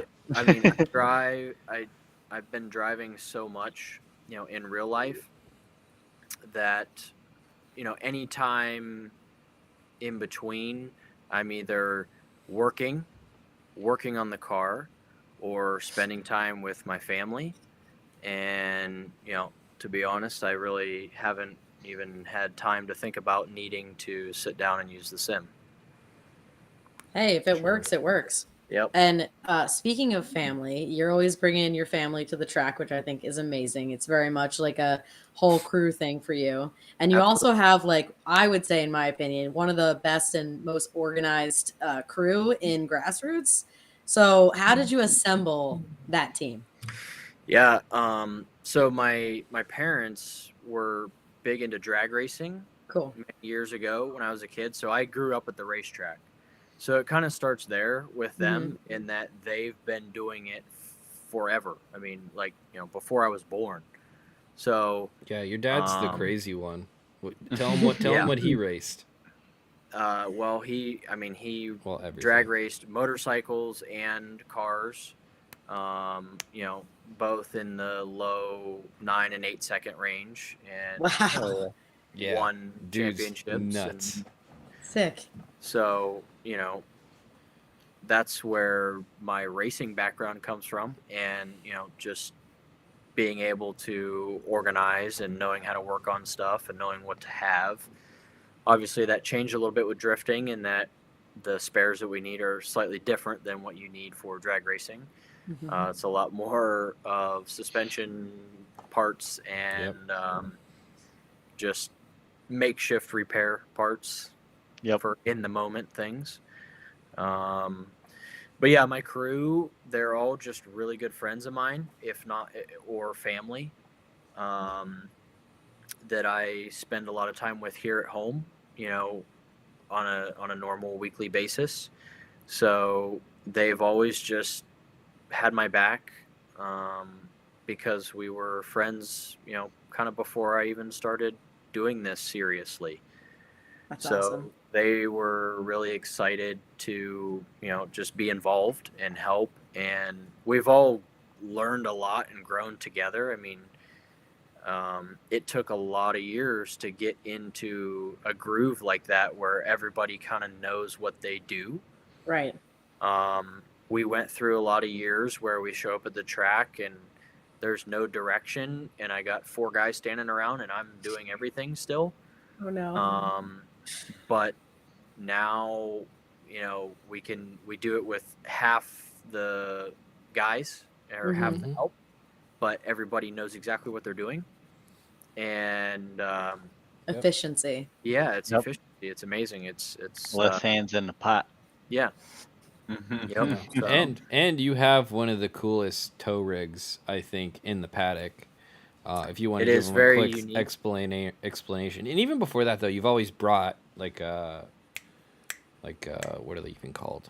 Like a motorhome, RV, whatever. Yeah. Yeah. So we've more often than not used a motorhome for racing. Even before we did drifting, we've had several different motorhomes over the years. My dad's always just been a real big advocate of staying at the track, and if you need to be there all night to work on the car, you're there, and first thing in the morning you're there. You can you don't have to worry about traffic or the coffee shop being slow or whatever. So it makes it convenient for travel too. I mean, we can stop wherever we want and just sleep or use the restroom or make a sandwich or cook or whatever. More recently, over the last several years, we sold the motorhomes because they didn't tow great. They were really huge and they're expensive to upkeep. Yep. So I actually found like a 2009 Chevy 5500 bus that was like a handicap bus. Yeah. And converted it, so we have like a bed and a fold-out couch and chairs and a refrigerator and storage and a microwave. And Nate knows because he has traveled and slept in it with us multiple times. Yep. It's awesome. The best thing about it is just that it's only like 30 foot long, so it's not huge. It tows really well. It gets great fuel efficiency. We get 10 miles a gallon towing a 10,000 pound enclosed trailer, which you're going to get the same with a pickup truck. Yep. And we can sleep in it and make sandwiches going down the road. What? So yeah, I mean, it works. It's efficient. We can take 4 or 5, 6 people, whatever, and we're all comfortable and can sleep on the road if need be, work on our laptops, whatever. It just works out. It's a nice home base at the track too. Just being able to have somewhere to get off the pavement. You might AC for a little bit as long as it's working, and get stuff out of the fridge, whatever. Right. That's great. I love that. And what was the base truck again? And like you found it at an auction, at one of your dealer auctions, right? So like how would someone come about something like that? So let's say they want a dealer. Yeah, I mean, it's like I said, it's a 2009 Chevy 5500. This 2-wheel drive, 5500 Duramax. And it's just an old handicap bus. So a lot of these auctions, you'll find like a church bus or, stuff like that. That's basically what that was. I just happened to find one that only had like 20,000 miles on it. Holy shit! Yeah, it was in 2020. It was during COVID. Okay. And they were literally just dumping this thing. So you got no type of pictures of the inside of this thing? Yeah, I got you slept in there? Huh? I was gonna say Nate slept in there. He's got no type of pictures in there. Yeah, he slept in there. If you go to my Instagram. Yeah, I was gonna say. Just send me a message. Just forward that to my one of my Instagram pages, or just do the DDM page. Send it to the DDM page, and I'll pull it up because it's really cool. Because he's got like lights and stuff too. I don't know if you got pictures of the lights, but like this post is actually about the lights. All right, sick. Yeah, perfect. Yeah, so just share it. While he pulls that up, when you're done sharing it with him, do you want to shout out your social media, your YouTube channel, so everyone who's watching can go follow along, show you some love? Yeah, it's just at Dirk_Stratton. Cool. Yeah, so you guys can check out the bus up close and personal. Make sure you support him when he comes out to the Gamblers next year. Or wherever he might be. Or wherever he might be. Let me not be biased. Yeah. Well, what I heard was that there's no unlimited class. So. Well. Which I do think is really stupid. Sara, Hold on. So let me rip. If he, I'll rip even harder and then prove me wrong. I don't care. I will not put 235s on my car.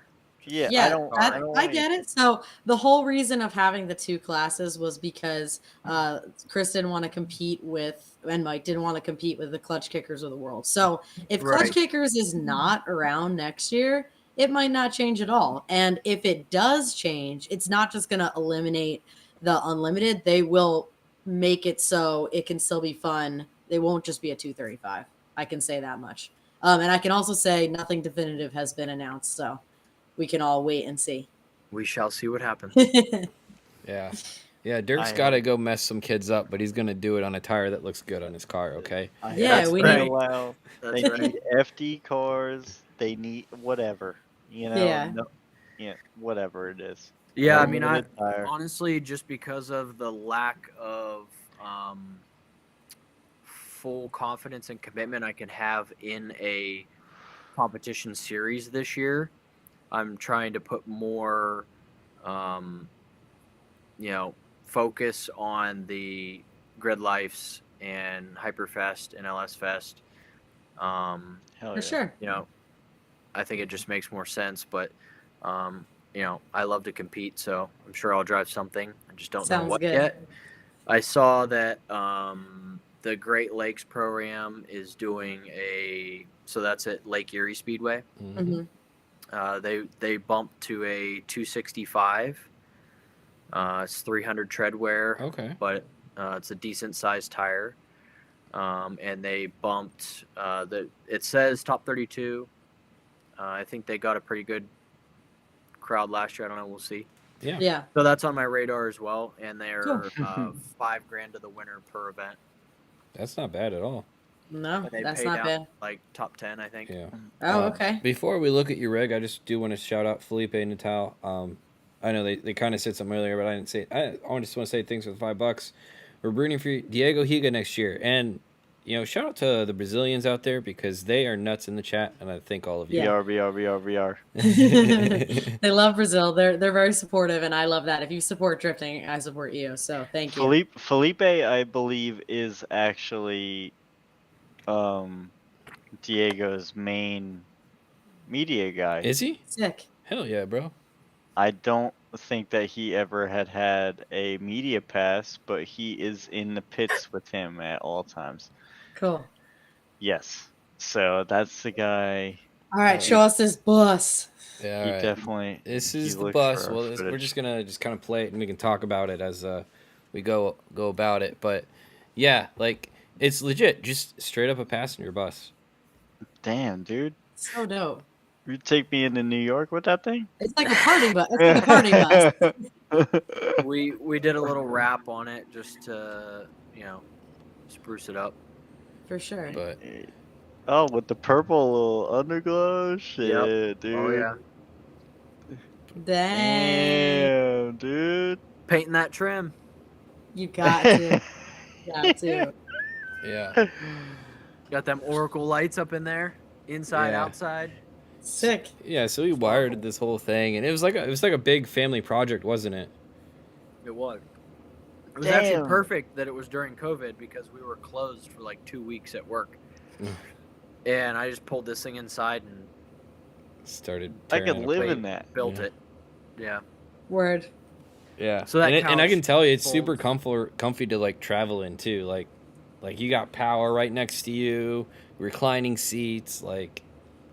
I'm just getting all nerdy and showing off my wiring in there. Yeah. How do you get the lights in the side of your doors? So on the since you have full door panels, I guess it's a little bit easier. Yeah. So Oracle makes these really cool thin LED filament. They can make it into any kind of logo. I mean, they can make anything you want. And it just, it's a little bit thicker than vinyl, but not by much.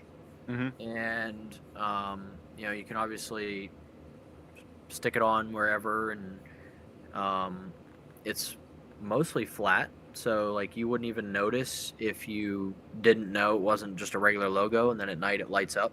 Sick. It's actually powered, you know, by 12 volt. You know, just like it looks like a little, like a laptop charger type deal that you wire. Shit. So yeah, it's a super thin LED filament logo. Cool. Yeah, I'm gonna see if I pull up Yeah, pull up a video of that, because that's like easily one of the most unique liveries. Honestly, I don't know that anyone else is even doing that, and that's dope. Oh, we got audio, or at least I do. All right, turn off the audio. Yeah, so right there. There you go. It is. Yeah. Shit. Yeah, so and basically, so let's get a shot of it. Yeah, you can see like the light and some fire. There you go, some spices. So if you can kind of look closely, I don't know if you can tell, but you see there's like little Velcro things on his door. Yeah, we actually took it off during the day and then put it on at night. Yep. So you can kind of see like, oh, that's how they would attach something like that, you know? Cool. There you go. You can see the Velcro dealios right there. Yeah. And for the most part, if you didn't point that out, like I can't say that I've noticed that. No, you would never see it.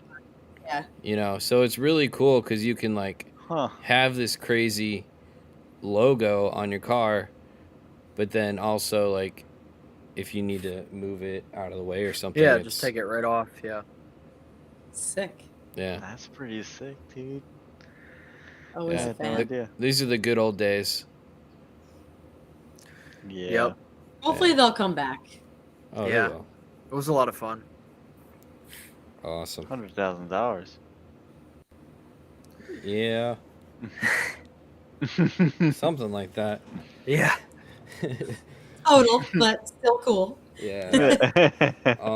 Phil's got a couple more questions that I'm gonna get to. He said, "What about insurance? I was told you can't keep EVs indoor overnight due to fire hazards.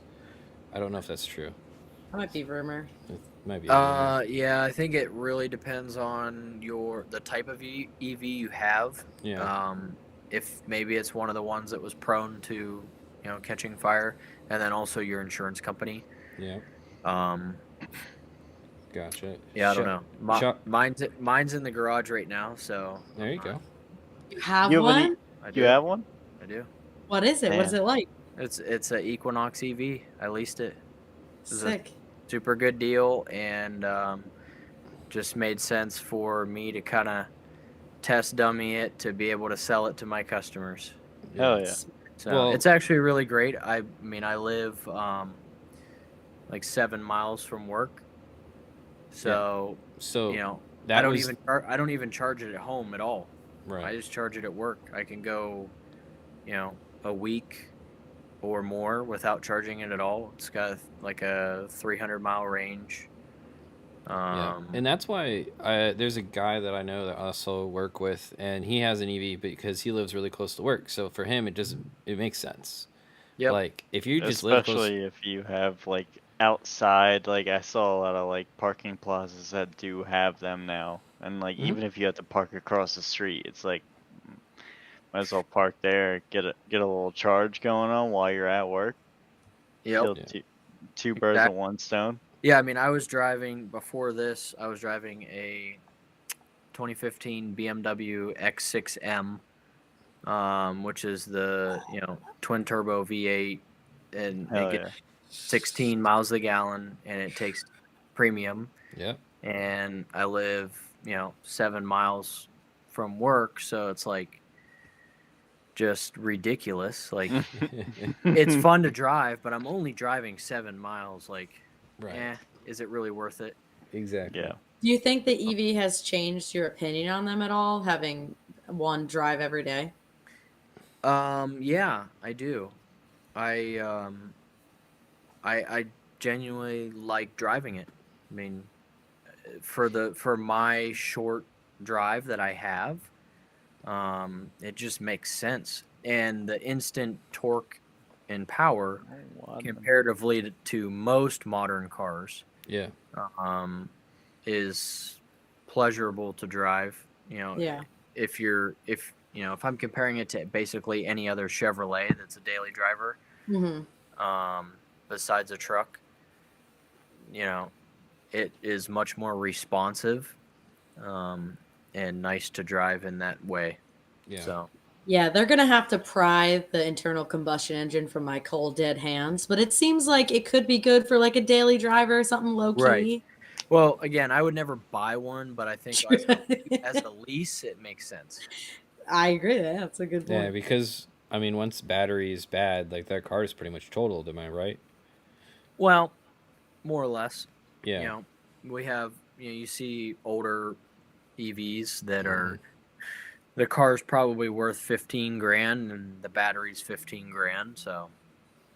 Yeah. Yeah. Damn. It's just Phil, a toaster.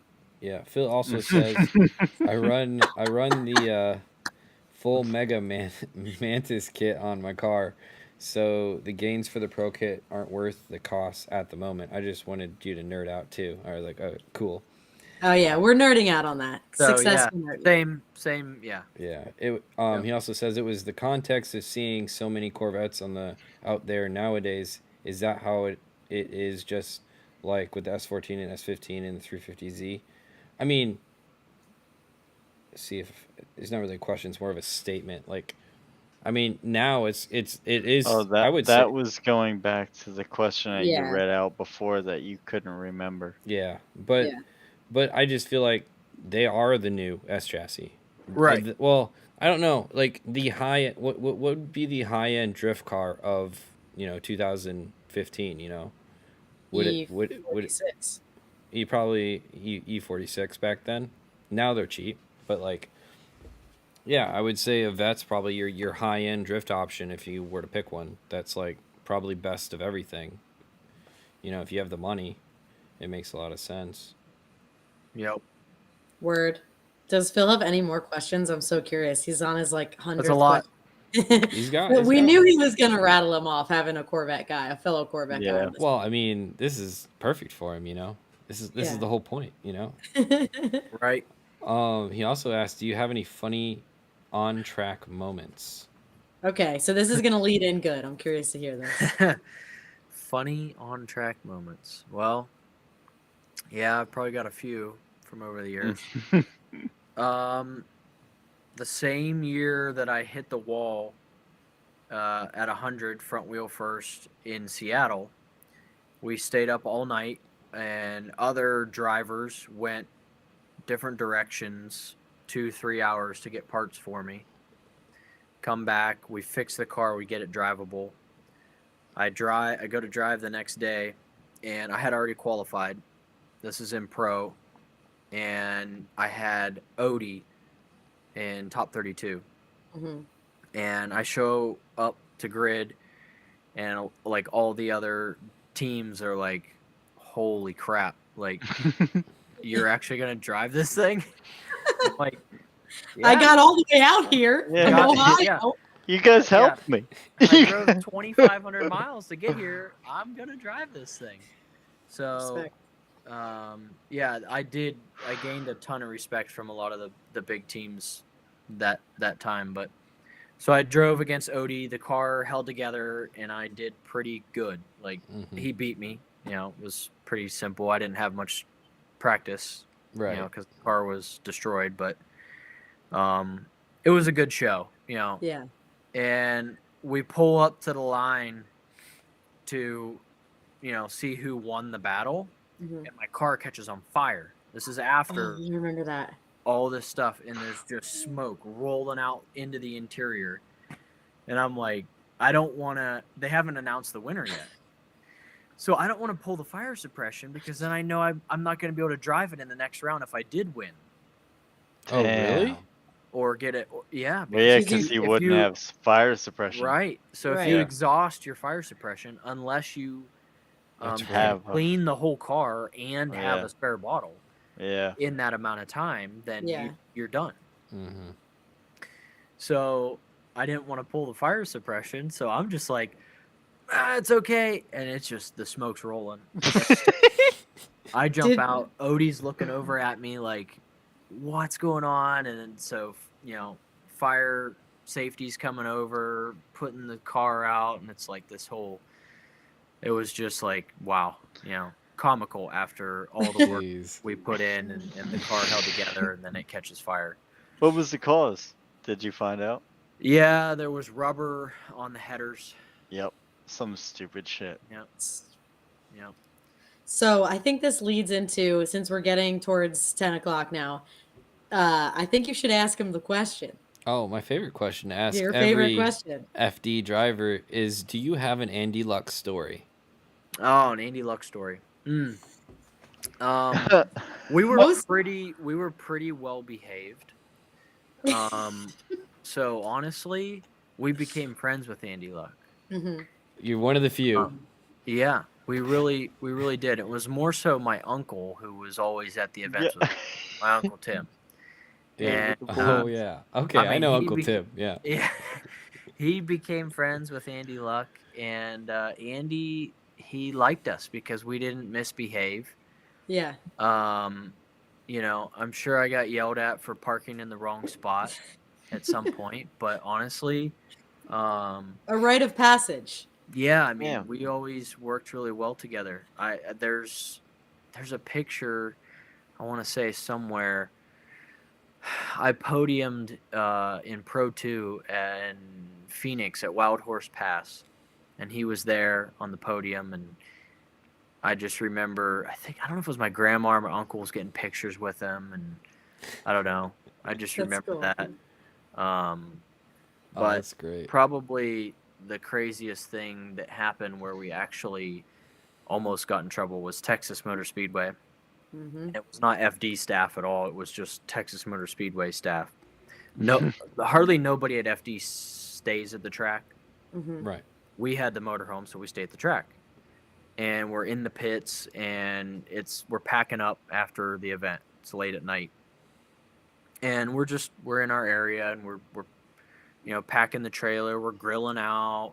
Of course, we're having a couple of cocktails while we're packing, just like normal. As we do. Yeah. And so we have a pit cart, and it's literally my dad. It's not me or any of my younger, crew guys. It's my dad. Yeah. And I think my mom was on the golf cart with him. They rode the golf cart to the bathroom. But they had their drinks in the cup holder. There's nobody else in the track. It's my dad. He's just going to the bathroom. He's not doing anything rowdy. Well, the Texas Motor Speedway security pulls him over with this truck and just starts ripping him apart and telling him, he's giving him a DUI. He's kicking us out of the track. All this crazy. That is excessive. Yeah. We're literally the only ones there. He's maybe 100 feet from our trailer with the golf cart. I mean, it was the most ridiculous thing ever. Yeah. They are really strict there. They are. Yeah. So, I'll probably never go back there again, but I can see why. That's my craziest, almost got kicked out of FD story. Right. We're almost done, so I'll make this super quick. But I had a similar experience and not involving alcohol. So you know how hard cars for spotters don't have a picture on it. Right. So I was spotting for a team. I had a hard card. I was in jeans and a team shirt, and I go to walk up to the spotters tower, and the security guard stops me, and he's like, "Whoa, this is for crew only." And I was like, "Oh yeah, here's my hard card. I'm a spotter." And he's like, "Yeah, right." Oh, and I'm like. Man. I'm looking for the camera, where's the GoPro? You guys are messing with me, right? And people are walking by, and I'm trying to reason with this guy, this has to be a mistake. And finally, I had to pull somebody in an actual suit, a fire suit, and be like, "Can you tell him I'm crew?"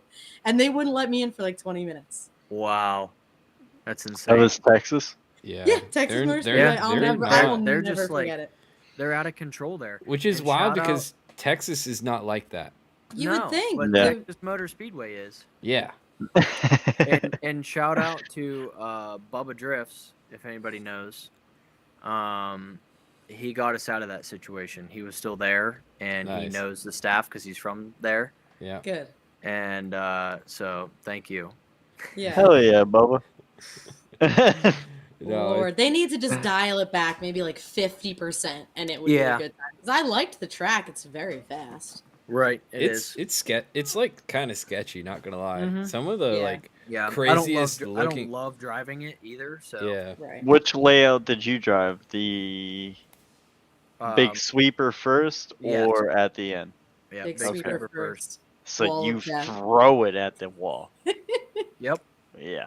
Okay. That was probably the year that like Vaughn totaled his car there. I think. I don't know. Yeah. Yeah, Yeah, I've seen that some. in the last When you see them outside hit the zone. wall, they start spinning in the air. It's like it's some of the Oof, I most know. poetic crashes I've ever seen. Danny George flipped his Yeah. car, and then Wow, the Miata. yeah. But yeah, I dude. was thinking, feeling maybe the difficulty to work with drifters in general, or maybe some sort of prejudice or whatever, maybe had a factor in them not going back to that track. Probably. But, Yeah. So, any other questions? Because we're getting there. We're getting to the time. I know. I feel like I haven't got to any of my questions. I yet, know just this because- has been like the easiest one almost. No, it's been freaking awesome. There's Yeah. a couple questions that I've seen in the chat too, but Okay. I thought I had like one or two more that I wanted to try and get to. Yep, we got that. We got that. Oh, so driving with other FD drivers and stuff. Obviously you've driven with a ton of them. Yeah. Do you have any favorites or just guys that the cars didn't drive with? You know, when you drove. Yeah, I mean, I think driving with people like Travis Reeder and Justin Pollock, Yeah. Rome. I've driven with those guys. A couple people have said Rome is like outside- really good to drive with. He is, yeah. Because I've driven with them also outside of FD. Right. Sure. So, you know, just more time on track, I guess, with them. But yeah, just amazing drivers that aren't trying to, you know, do anything completely radical to, you know, throw you off, and just very consistent.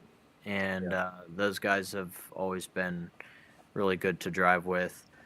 Obviously, there's always going to be some wild cards that aren't not quite as much fun to drive with. Yeah, but who did we talk to that said they're just? Oh, it was Thorne. He said certain cars just don't work together very good too. Yeah, like he said his E46 did not drive with Forsberg's 350Z at all. Like yeah. I mean, different cars and different drivers are, you know, set up for a different style. Right. So I mean, I've driven with Forsberg a lot too, and driving with Forsberg and FD is a lot different than driving with Forsberg at, you know, Grid Life or something, or E-Town or some shit. Yeah. Yeah. Oh, there's a big difference there. I will say one reason, I guess, why I mentioned Justin Pollock and Travis is that you don't see that disconnect as much. They still drive, like, they're just really big good swing drivers. in. Yes. Yeah. Right. Yeah. Exactly. But still, you know, very aggressive, but you know, much more driver friendly, I guess. Gotcha. Yeah. Just standing on the brakes or. Oh. Yeah. No. Basically, just no weird shit. Just, you know, like Weird shit. like Hashtag. wild enough to be like, holy shit, that's crazy and that's fun. It's like if there's weird shit, it's like, oh, I expect that to happen. They're like way out of line. It's like, oh yeah, well, yeah, it's like, okay, like he's probably gonna, you know, have to do this Yeah. because he knows where he's got to go. Yep. I did get a good question from Malik. Did Chevy give you an allocation for the new C8 ZR1 yet, or did No, not yet. Not yet. I just got an E-Ray though. All right, how's that? Thing? It's sick. Yeah, I was positively surprised with that too. They're super cool. I mean, it's the same wide body as a Z06, but you have arguably cooler wheels on the E-Ray. Some of the body color details on the outside of the car are nice looking compared to a Z06. But yeah, we have one on the showroom floor right now. It's cool. really Sick. Yep. Nice. We've delivered, I think, 5 Z06s. So hopefully we get a ZR1. I don't know. We'll The see. Z06 is great, and the one little weird thing that I hate is, so I work for an exhaust company, and so because of the engine in the Z06, it sounds different because it's a flat plane crank, and that's the sound you're going to get, is all the comments of people being like, oh, they made it sound so bad. Like, it doesn't sound like American Muscle anymore. And I'm like, it's not. Yeah. It's like a supercar now. You should be Right. excited it sounds like that. Oh, exactly. Yeah, I mean, it sounds like a Ferrari, but It's better. so sick. This is Bigger. why I want to hear Matt's car so bad. Well, yeah. That I mean, thing's it's not. flat plane Matt's- crank, but that thing's No. gonna be revving out. It's got the Right. 8 to Plus 1. Right. That's why it's going to sound crazy. It's the 8 to 1.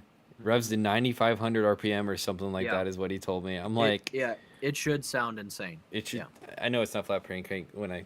Yeah, it was a bad example, Right, but right. still, Yeah. I can't wait to hear that thing because it's gonna sound bananas. It's the header setup combined with big cubic inch and RPM, so Right. it should sound. Borla did some work on that.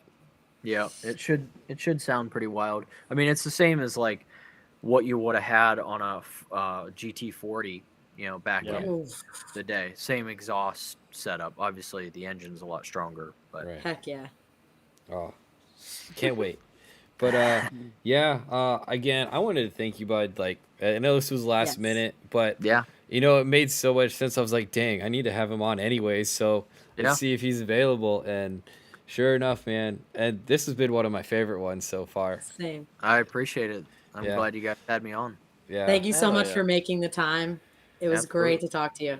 Yeah, I literally like put my son to bed, like I and put my ra- son together. yeah, I put him to bed and like ran down here and got this fired up. So Hell yeah. Nice. You're a good man. Awesome. It worked great, man. And again, don't forget to check out Sara and Herbie. Again, been here since the start, doing amazing work. Yeah. And if we didn't get to any of your questions and you want to ask him something else, go over to his social media, support him on all those channels. He's he's a responds, great so dude. send him a Yeah. message. Yep. Yeah. Send Make me sure a you DM, comment. And if you or, need yeah, can any comment. GM parts, talk to this guy as well. I'm the guy. You Yeah. know what's funny He'll about forward that? you to where you know. Because Taguchi had just messaged me a couple days ago needing Corvette parts for a customer of his. Nice. Sick. So I've been working on that the last. Right. Hell yeah. That's awesome. Confirmed he is the plug, everyone. GM plug. Yeah. You know, There you Hell go. yeah, man. All right, guys. I Cool. want to thank everyone for being here. Be sure to share it if you want to, like, subscribe, do all that kind of stuff. But again, thank you to Dirk.